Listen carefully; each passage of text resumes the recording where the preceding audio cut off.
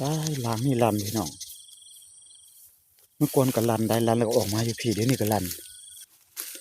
บ้องดีดอยู่พี่น้องอ๋อเป็นยังเบิ่นั่นโอ้ยพี่น้องลันเข้าไปทางในหูพี่น้องเอ้ยแม่นั่น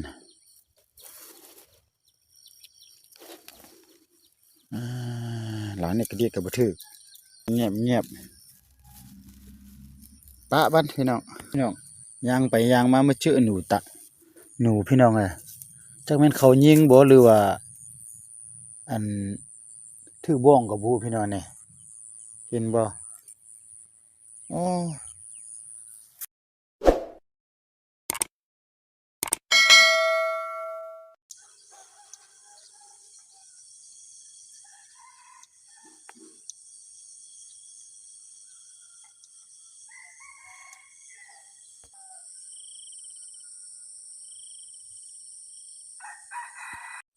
ทักทายสบายดีตอนเช้าพี่น้องเราจันจะพาพี่น้องมายามบ้องเด้อยามบ้องหนูแล้วใส่กับไว้3 หลังไปพี่น้องจะพาพี่น้องไปยามน้ำกันพี่น้องเลยจะมาหรือบ่มานก็บ่จักใส่ไว้กลางทุ่งนาคือเก่าเด้อไปทางหน้านี่แหละพี่น้องตอนใส่ก็บ่ได้มาถ่ายให้เบิ่งเด้อเพราะว่าบ่จันมาค่ำได้พี่น้องมาล็อกนี่ก็ที่ว่าเอาข้าวเอาน้ำหมดแล้วเดี๋ยวนี้นะเขาเกี่ยวเอาพี่น้องไปพายางไปเรื่อยๆไปตามกำแพงนี่ไปเดี๋ยวหัวนี่ก็บ่ฮู้ว่าจะมาหรือบ่มานก็มาเบิ่งกับเบาจันเนาะมันบ่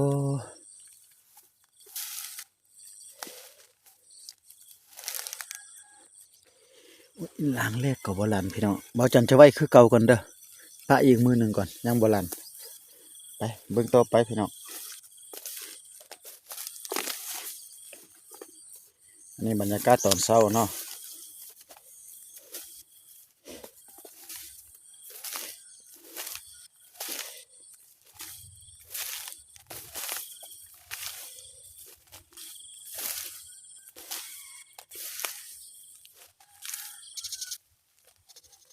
ได้ล้างนี่ลันพี่น้อง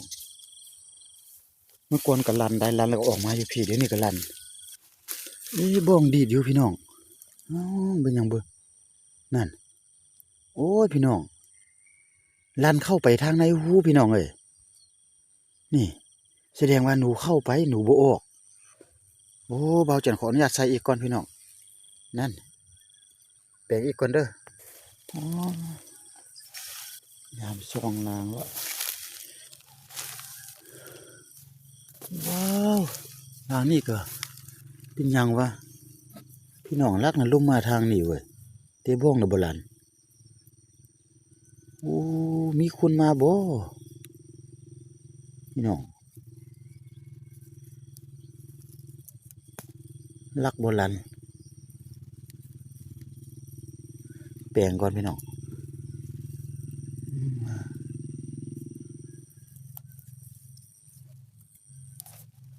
ไปอีกไป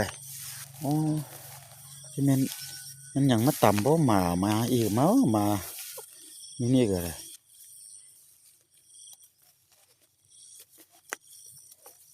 กลับไปใส่2 หลังเขามาการเมื่อคืนบ่นั่นโอ้พี่น้องนี่มีคนมานั่นแหละพี่น้องเอ้ยใส่ไว้คือว่านี่ก็อ๋อสิมานบ่มีคนมานะคือว่าเบิ่งแปลกๆไว้พี่น้องนั่นกับน่ะยังอยู่กับน่ะยังบ่ลัน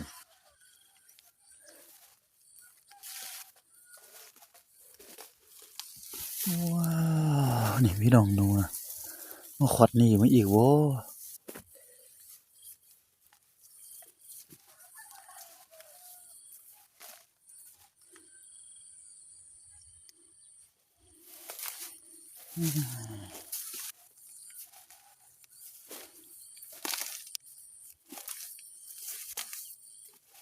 กับอันนี้ก็ยังอยู่โบราณพี่น้องเอ้ย โอ้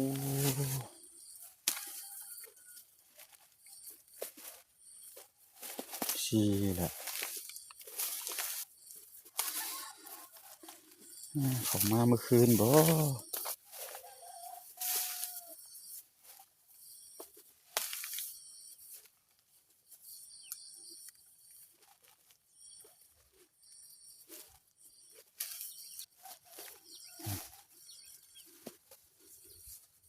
ร้านนี้ก็ดีดบ่ถือพี่น้องโอ้ร้านนี้ก็ดีดได้นี่นั่น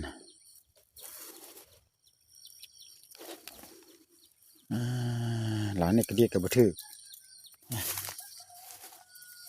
โบราณเลยแถวนี้นูมแสดงว่ามีอยู่เบิ่งกลับก่อนพี่น้อง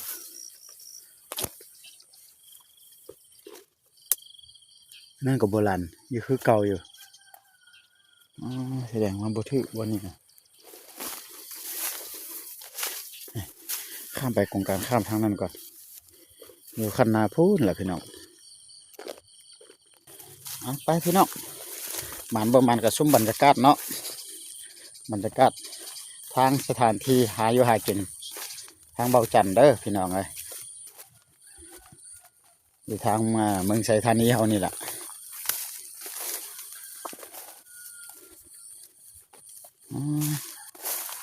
ประมาณว่ายังเหลือแต่แถวคันนาทางนี้แหละนะกรมการข้ามทางนี้วันเขาเอาเข้าออกแล้วได้พี่น้องเขาเกี่ยวเข้าละเขาเอาจักรมาเกี่ยวพี่นะเอารถมาเกี่ยวบ่ว่าสิมานหรือบ่มานเนาะเราจะออกไปเอามากอกเดี๋ยวก่อนพี่น้องนี่มากอกเดี๋ยวได้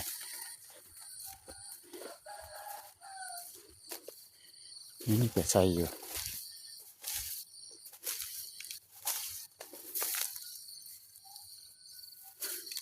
อยู่นี่ยังโบราณนูโบมาพี่น้องร้านนี่กับโบราณนั่นนูโบเที่ยวพี่น้องเลยโอ้ยนี่โบเที่ยวละไปนี่กงการข้ามฟากนี่เขาเกี่ยวเข้าแล้วพี่น้องเฮ้ยเขาเอาจักรมันจักรเกี่ยวแล้วก็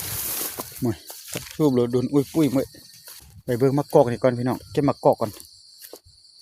หนูมันไปหากับบางเธอหนูหากับเขามาเอาเข้าแล้วมันหนูตื่นนะแต่ว่าจะไม่เก็บมะกอกเสียเด้อเบิ่งก่อนมีบ่นี่มีอยู่ได้พี่น้องนี่มะกอกอยู่นี่ก็พอได้ใส่เจียวใส่กินได้พี่น้องนี่นี่ก็หน่วยหนึ่งเห็นบ่ได้2-3หน่วยนี่เจ้าหามะกอกก่อนนี่แถวนี้มีมะกอกนี่ก็หน่วยหนึ่งนี่ก็หน่วยหนึ่งพี่น้องได้4หน่วยละโอ้เห็ดกล้วยป่าพี่น้องคักสุดมะกอกใหม่ๆแบบนี้นะคักสุดแล้วนี่ได้มากอกละหลายหน่วยละ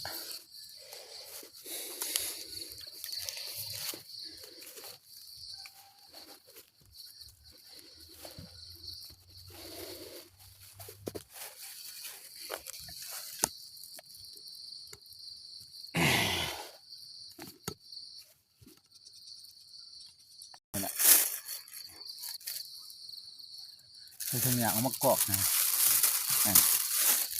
เอาไปซื้อตลาดกับแพงได้พี่น้องกินนะมันก็มันมีไปเลยเนาะบัวมาเก็บกับมันก็เน่าไปได้อยู่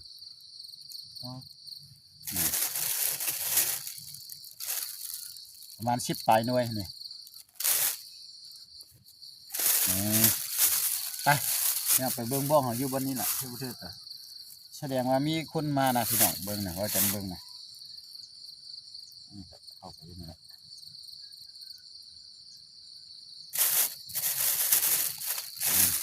ได้แล้วพี่น้องนี่กลางทงยางก็ไปมาประมาณกะมาเบิ้งน้ำกระบอกจันไปเดี๋ยวไงนี่หากเกี่ยวมาแล้วหนูตื่นหนูยังอยู่มีอยู่ขั้นหน้านี่นะ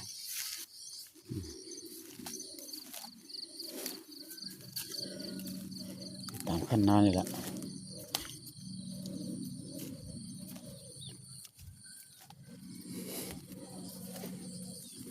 สิมานอยู่บ่จักตูมเนาะหรือวันนี้กินแฮวก็บ่จักเลยเด้อพี่น้องเอ้ย กินแฮวก็บ่จักละ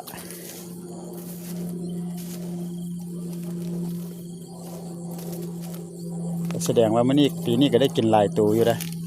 เราจันก็ได้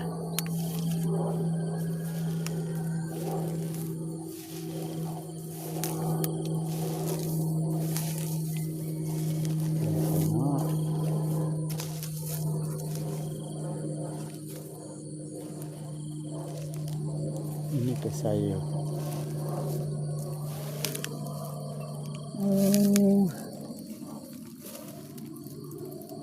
โบราณพี่น้องนี่อยู่ในหันนี่โบราณ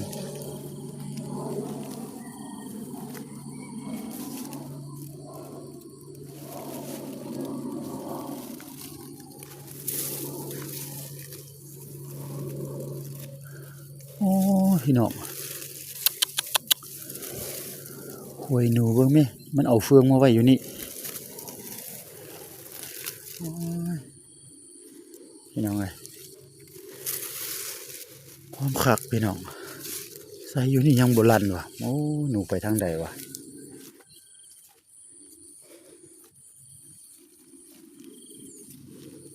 อยู่นี่ก็โบราณภาคหน้าเปล่าหูยังตั้งเกดีย์อยู่พี่น้องเอ้ยโอ้มาแล้วมันนี่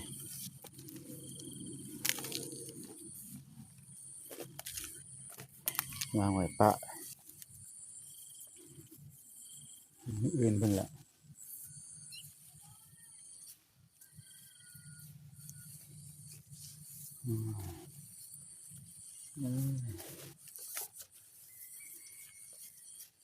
อยู่นี่ก็โบราณแม่นอยู่นี่มีห้อยเลย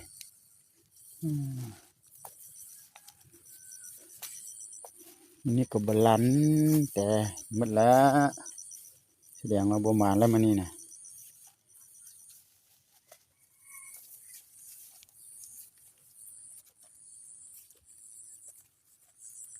อยู่นี่ก็โบราณขวดไว้อ๋อ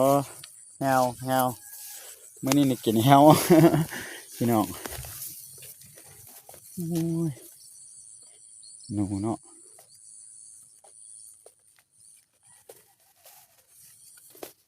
นี่ก็โบราณ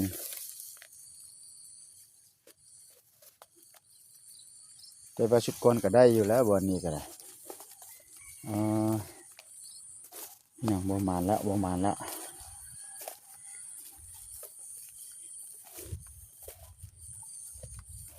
สิหมดแล้วเด้ได้แต่มากอกพี่น้องไอ้มื้อนี้นะได้เอาแต่มากอกไปกินเฉยบ่มาน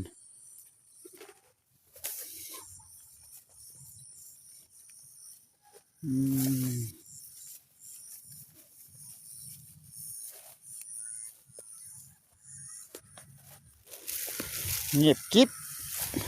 มิดจิลี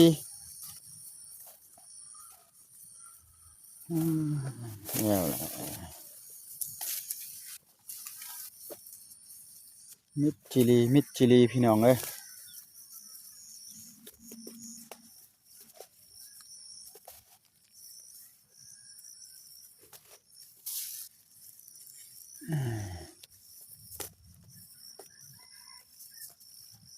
นี่ก็บ่ถึกนี่เม็ดเงียบแฮวว้าเถอะพี่น้องเงียบปะบ้านพี่น้องย่างไปย่างมาเมื่อชื่อหนูพี่น้องอะจักแม่นเขายิงบ่หรือว่าอันถือบ้องกับบูพี่น้องเนี่ยเห็นบ่โอ้น่ะมันนอนตายปางงางอยู่นี่พี่น้องเอ้ยนี่เสียดายตัวใหญ่อยู่แต่เอาบ่ได้ละคันเขายิงใหม่ๆตัวอุ่นๆก็พอเอาได้อยู่นี่ย่างมาอยู่นี่นะบางเธอจะแม่นหมาควัดเนี่ยพี่น้องหมาควัดหมา มากัดนะบางเทื่อน่ะมากัดแล้วมาบ่กินน่ะนะหอยหนูยังใหม่ๆอยู่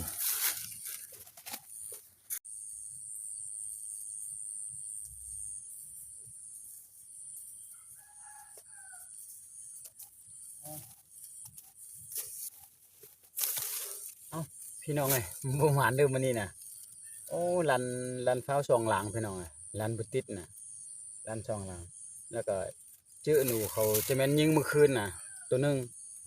นั่นฮะเมื่อคืนบ่แม่นล่ะจะแม่นคืนเมื่อวานเขายิงแล้วมาตายไว้มันเน่าแล้วคันบ่ซั้นก็แม่นหมายองพี่น้องเอ้ยเนาะบ่ได้หยังมื้อนี้น่ะบ่มีหยังเกิดขึ้นเลยได้แต่มะกอกพี่น้องนี่มะกอกก็ได้หลายอยู่มะกอกนี่โอ้ขอบใจเด้อพี่น้องเอ้ยบ่หมานก็บ่เป็นหยังเนาะเพอเบาจันก็บ่นี่มีเดี๋ยวนี้มีหลายคนมาหากินแล้วนะพออยู่ใกล้นี่น่ะเขาเนี่ยเขาใช้อาวุธได้เขานี่มาเลาะกลางคืนน่ะนะก็ปะอีกมื้อหนึงก่อนแล้วมื้ออื่นจังจะมาเก็บเอาเลยมื้ออื่นนี่เด้อขอบพี่น้องเอาจังซี่ซะเนาะพี่น้องเนาะแล้วก็พอกันในมื้อต่อไปแล้วคลิปต่อไปสำหรับคลิปนี้บ่หมานก็บ่เป็นหยังพี่น้องแก้มือใหม่บ่ฮอบหน้าพี่น้องบ๊ายบายพี่น้องสวัสดีกลับบัดนี้นะ